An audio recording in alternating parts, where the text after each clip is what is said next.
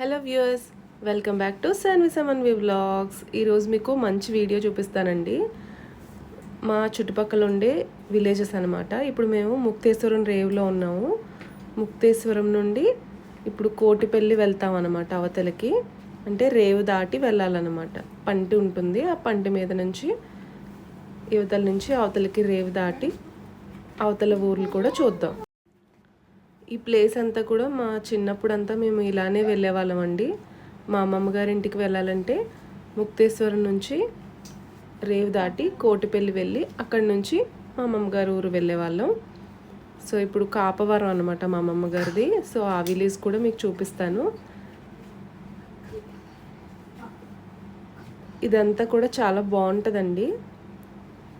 అయితే ఇప్పుడు ఇంత పెద్ద వైడ్ రోడ్ ఉంది కదా, మా చిన్నప్పుడు అయితే ఇలా ఉండేది కాదనమాట. చాలా చిన్న ప్లేస్ ఉండేది. ఆ చిన్న గట్టు మీద నుంచే వెళ్ళేవాళ్ళం అనమాట. ఇప్పుడు చాలా డెవలప్ చేశారు. అండ్ ఇక్కడ ఈ స్టాల్ కనిపిస్తుంది కదండి, కూరగాయలు ఇలానే చాలా ఉండేవి అనమాట. ఇప్పుడు మరి ఎండకో ఏమో అన్ని లేవు. ఈ చుట్టుపక్కల పండే కూరగాయలు అవన్నీ తీసుకొచ్చి ఇక్కడ అమ్ముతారనమాట. ఈ దారి పొడుగంతా ఉంటాయి. అయితే ఇక్కడ ఎక్కువ పుచ్చకాయలు అండ్ దోసకాయలు ఉండేవండి. దోసకాయలు అమ్మేవాళ్ళు అనమాట. ఈ ప్లేస్కి ఫేమస్ అనమాట. సో ఈ లంక గ్రామాలన్నీ కూడా చక్కగా అవి పండించి తీసుకొచ్చి ఇక్కడ అమ్మేవాళ్ళు అనమాట. ఇంకా వెళ్ళే వాళ్ళందరూ కూడా దోసకాయలు కొనుక్కొని వెళ్ళేవాళ్ళు అనమాట. చాలా బాగుండేయండి, కానీ ఇప్పుడైతే లేవు ఏంటో మరి. ఇక్కడ పంటి కనిపిస్తుంది కదండి, మేము వచ్చేసరికి వెళ్ళిపోతుంది అనమాట. 2 పంటలు అయితే తిరుగుతున్నాయి అనమాట. యువతల నుంచి అవతలకి ఒకటి వెళ్తే అవతల నుంచి యువతలకి ఒకటి వస్తుంది. సో అలానే ఎక్కువసేపు టైం ఏం వేస్ట్ అవ్వదు అనమాట. చాలా ఫాస్ట్గానే వచ్చేస్తున్నాయి. సో పంట వెళ్ళిపోయింది కదా, ఈ లోపు మేము ఒకసారి చూద్దామని చెప్పేసి పిల్లలు నేను అలా వెళ్తున్నాం అనమాట. అండ్ వెహికల్కి వచ్చేసి కార్కి 300 తీసుకున్నారండి. 300 ప్లస్ ఇంకో 50 ఎక్స్ట్రా ఏదో అడిగారంట. సో 350 తీసుకున్నారు యువతల నుంచి అవతలకి దాటడానికి. మీకు ఇక్కడ స్టాండ్స్లా కనిపిస్తున్నాయి కదండి, ఇవి వచ్చేసి ట్రైన్ కోసం వేస్తున్నారనమాట. Bridge Kakinada to Narsapuram something పాలకొల్లో ఏదో వేస్తున్నారంటండి. సో అది నా చిన్నప్పటి నుంచి చెప్తున్నారనమాట, ఇక్కడ వేస్తారని. ఇప్పటికి అవుతున్నాయి ఇన్ని ఇయర్స్కి. అండ్ ఇంకా పిల్లలు కాసేపు ఇసుకలో ఆడుకుంటామంటే అలా దిగామన్నమాట. కానీ చాలా ఎండగా ఉందండి. మేము ఆఫ్టర్నూన్ టైంలో వెళ్ళాము. ఇంకా మా మెమరీస్ అన్నీ రీకలెక్ట్ చేసుకుంటూ ఉన్నానన్నమాట. నేను మా తమ్ముడు సాన్వి సమన్వి ఆ ఏజ్లో ఉండగా ఇక్కడ అంతా బాగా తిరిగేవాళ్ళం అనమాట. అండ్ ఇక్కడ వచ్చేసి ఈ గట్టు మీదే ఉన్నాయన్నమాట. అసలు ఏంటో చూద్దాము ఏం వేసారా అని వచ్చామండి. బూడిద గుమ్మడికాయలు అండ్ ములక్కాడలు అనమాట. ఈ తోట అంతా ఆల్మోస్ట్ చివరి వరకు అదే ఉంది. సో ఇక్కడ ములక్కాడలు కూడా చాలా బాగుంటాయండి. గోదావరి నీరు పట్టి మంచిగా టేస్టీగా ఉంటాయన్నమాట. అండ్ ఇంకా టమాటా తోటలు అవి కూడా ఉండేవండి. మేబీ లోపలికి వెళ్తే ఉంటాయేమో. ఇంకా కాసేపు అయితే అలా చూసి చాలా హ్యాపీ అనిపించిందండి. ఇన్ని ఇయర్స్ తర్వాత మేము ఇలా మళ్ళీ వచ్చి ఇవంతా చూడడం అదంతా. అంటే మధ్యలో వచ్చాం, కానీ నేను వీడియోస్ తీసుకోవడానికి అయితే కుదరలేదు. ఇంకా మంచి మెమరీస్ కలెక్ట్ చేసుకున్నాను ఇప్పుడు కూడా. అండ్ చూసారా పంట వచ్చేస్తుంది.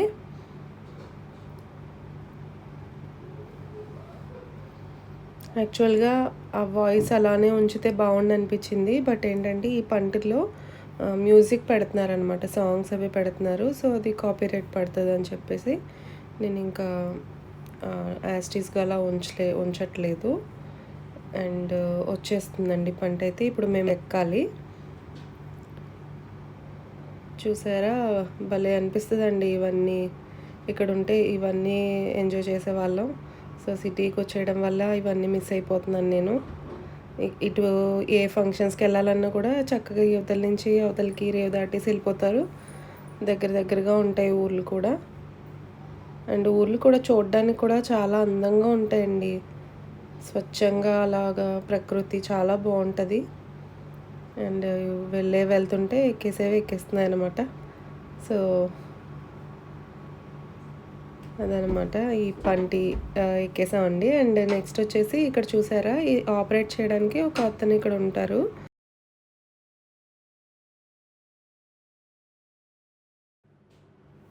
అండ్ ఇంకా పంట అయితే స్టార్ట్ అవుతుందండి కాసేపట్లో. వీళ్ళు కూడా చూస్తామని చెప్పేసి పిల్లలు దిగుతున్నారు.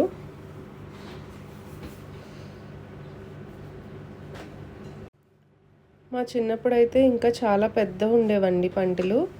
ఒక హౌస్ బోట్ లాంటిది ఉండేది, దానికి లోపలికి కూర్చోడానికి అండ్ పైన కూర్చోడానికి ఇలా ప్లేసెస్ లాగా అలా ఉండేవి. అండ్ ఇలా సైడ్కేమో వెహికల్స్ కోసం అని చెప్పి ఇలాంటి పంటలను పెట్టేవాళ్ళు అనమాట. సో ఇంకా ఇప్పుడైతే అవేం లేవండి, ఇది ఒక్కటే ఉంది. సో స్టార్ట్ అయిపోతుందండి పంట అయితే. మోస్ట్లీ ఒక 10 మినిట్స్ లోపలనే రీచ్ అయిపోతామండి, మరి ఎక్కువ టైం ఏం పట్టదు.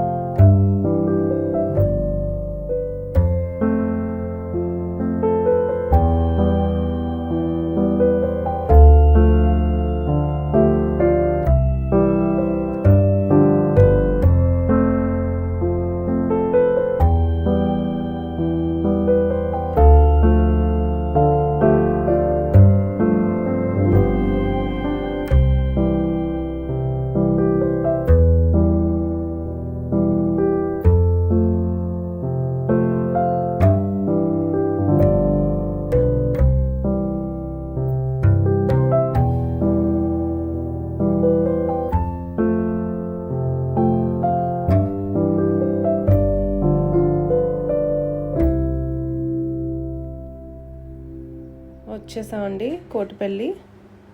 ఈ కోటిపల్లి విలేజ్ అయితే చాలా మూవీస్లో ఉంటుంది అనమాట. అప్పట్లో పాత సినిమాల్లో కోటిపల్లి చాలా ఎక్కువ తీసేవాళ్ళు అనమాట. ఇక్కడ ఒక పెద్ద రావి చెట్టు ఉంటుందండి. ఆ రావి చెట్టు దగ్గర అయితే చాలా మూవీస్ ఉంటాయి.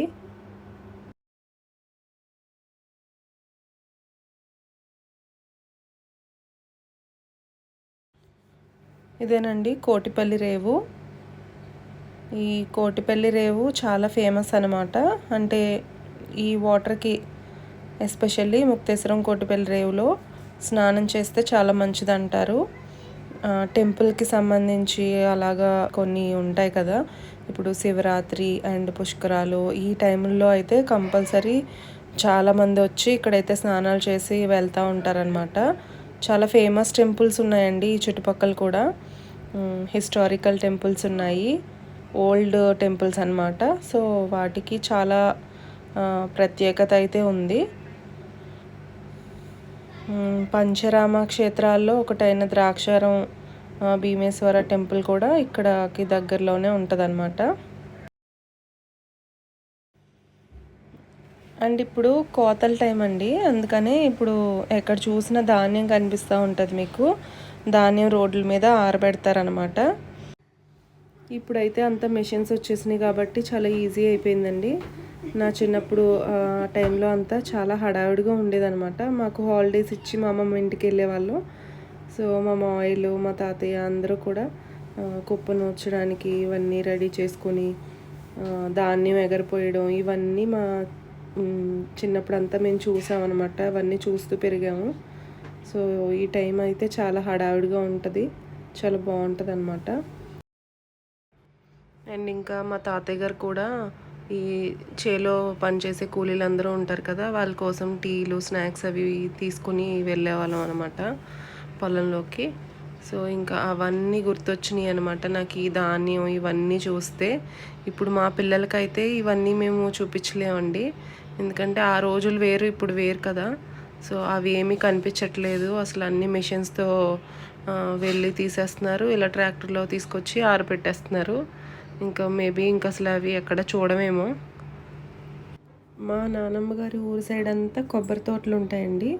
గోదావరి యువతల అవతల అంటారనమాట. సో గోదావరి యువతలంతా ఇవి ధాన్యం ఎక్కువ పండుతుంది, అవతల వచ్చేసరికి ఎక్కువ కోనసీమ అంతా కొబ్బరి తోటలు ఉంటాయి అనమాట, కొబ్బరి చెట్లే ఉంటాయి. వరి కూడా ఉంటుంది, బట్ ఏంటంటే కొబ్బరి ఎక్కువ ఉంటుంది అనమాట.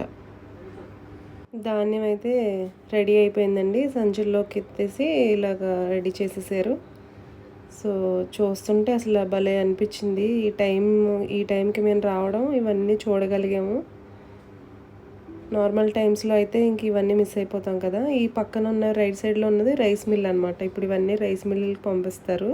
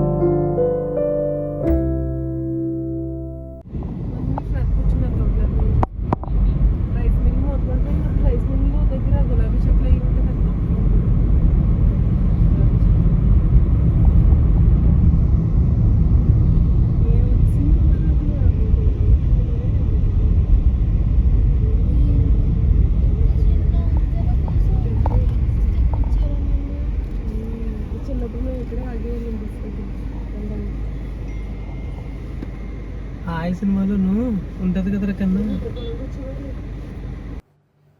సో ఈ బ్రిడ్జ్ చూసారా, దీన్ని ఉండూరంతన అంటారండి.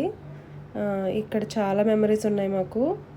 మా అమ్మమ్మ గారి ఇంటికి వెళ్ళాలంటే ఇక్కడ వరకే బస్ ఫెసిలిటీ ఉంటుంది అనమాట. ఇన్ కేస్ మేము బైక్లో కాకుండా బస్సులో వస్తే ఇక్కడ దిగి లోపలికి నడుచుకుంటూ వెళ్ళేవాళ్ళం. సో ఈ ప్లేస్ చూసేసరికి చాలా హ్యాపీ అయిపోయామండి. ఇంకా మా చిన్నప్పుడు రోజులన్నీ గుర్తొచ్చేసినాయి అనమాట. ఇంకా ఇక్కడ బస్ దిగామంటే ఇంకా మాకు హ్యాపీనెస్ మామూలుగా ఉండేది కాదనమాట. ఇంకా అమ్మమ్మ ఇంటికి వెళ్ళిపోతాము అన్నట్టు చాలా హ్యాపీ అయిపోయే వాళ్ళం. ఇంకా ఆ టైం అలా అనిపిస్తుంది కదా ఆ ఏజ్లో.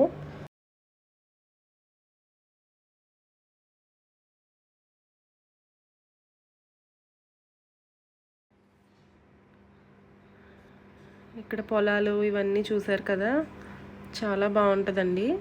అండ్ ఇక్కడ లెఫ్ట్ సైడ్కి వచ్చేసి ఇక్కడ గట్టు కనిపిస్తుంది కదా, ఈ గట్టు మీద నుంచే నడుచుకుని వెళ్ళిపోయే వాళ్ళం అనమాట. బస్ దిగి ఇంకా లోపలికి వెళ్ళాలంటే ఇదే వే అనమాట. అంటే ఇక్కడ షార్ట్ కట్ అనమాట మా అమ్మమ్మ ఇంటికి. ఆ చేలు గట్టులోంచి నడుచుకుంటూ వెళ్ళిపోయే వాళ్ళం. అంటే మేమే కాదండి, అందరూ ఎవరైనా అలానే వెళ్ళిపోయేవాళ్ళు.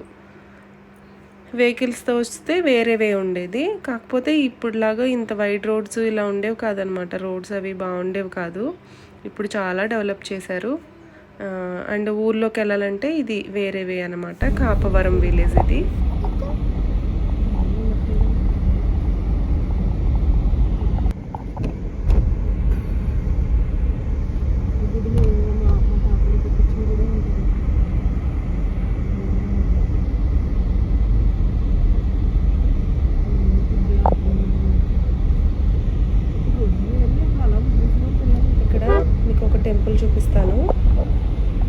సైడ్లో ఒక టెంపుల్ కనిపిస్తుంది కదండి, ఇది మా అమ్మమ్మ తాతయ్య గారు వాళ్ళ పూర్వీకులు కట్టించిన గుడి అనమాట. గోగులమ్మ అమ్మవారు. మా అమ్మమ్మ గారు వాళ్ళు ఈ దేవతకి పుట్టింటి వాళ్ళు అనమాట. ఎవ్రీ ఇయర్ జాతర టైంలో కంపల్సరీ అటెండ్ అయ్యి ఫ్యామిలీ అందరూ కూడా చాలా బాగా సెలబ్రేట్ చేసుకునే వాళ్ళం మేము.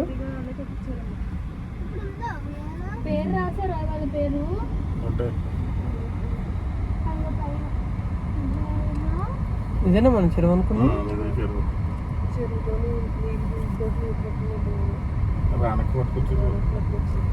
ఇది ఇలా సమానంగా ఉంది కదండి. ఒక 5-6 మెట్లు, 5-6-7-8 మెట్లు ఎక్కాలి ఈ రోడ్డు. మెట్లు కూడా నాచు పట్టేసింది. చంద్రరావు గట్టు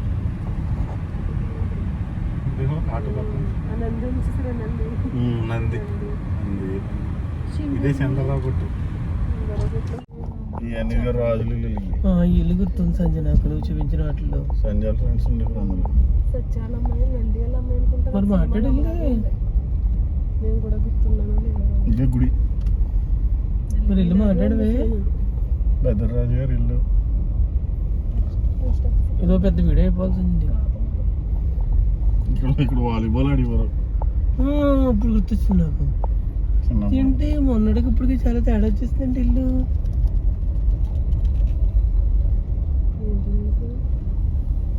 అయితే మీదే పెద్ద వీధే. ఊరు మొత్తానికి ఇదే ఇది. ఇదే ఇల్లు.